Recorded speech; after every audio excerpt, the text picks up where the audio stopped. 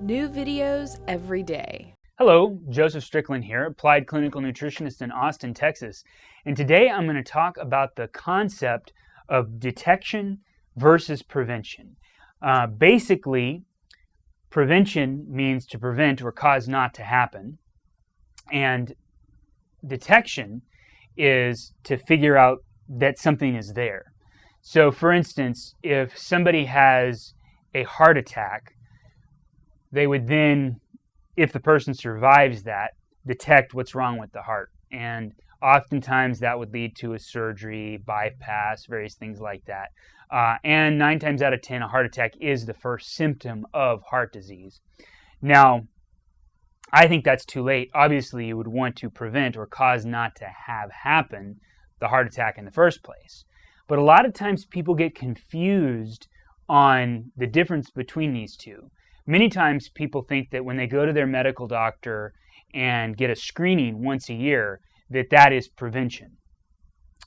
But actually what that is detection once a year. And what happens is you go in, they check your blood, they check various things and say, well, you're not sick yet, or you're not dead yet. So when you go to get your cholesterol checked once a year and they go, well, your cholesterol's not out of range yet, come back next year and let's see if it is. Oftentimes it's as simple as that. They don't really give any sort of procedure or way to have it not go out of range. But I'm going to give you an analogy that's kind of silly, but at the same time, it's great. And that is pregnancy. A pregnancy test is to detect whether or not you're pregnant. Prevention in this area would be birth control, whether that be medicinally or a condom or various other methods and means of birth control, which I won't go into here. However, imagine you are trying to prevent pregnancy by just doing pregnancy tests. Well, perhaps if you go into abortion, that would be a possible scenario. However, in most cases, it's going to be smarter to either not have sex when you're fertile or use a condom or various other means of preventing that from occurring. So the same thing is true in medicine.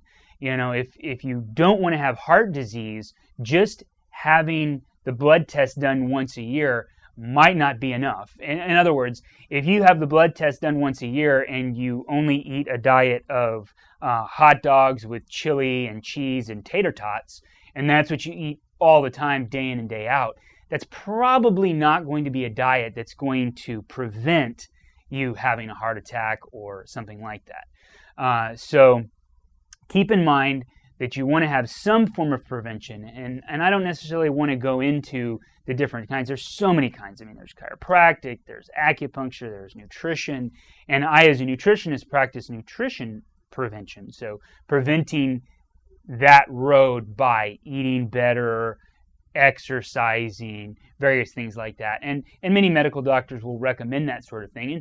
And there are honestly some medical doctors that do give you ideas on things you can do to prevent. But a lot of times Americans have this idea that if you just get that check once a year, you're totally fine. But in reality, it takes a little bit more for prevention to happen than detection.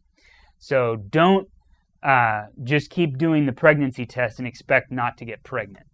That's the moral of the story here. If you like this information, you want more information, go to Psychetruth and watch the rest of the videos on there. I do videos when I can. I haven't done one in a while. My website, nutritionaustin.com, has a lot of valuable information on there. You can sign up for my newsletter and everything like that. Until next time, see you next time.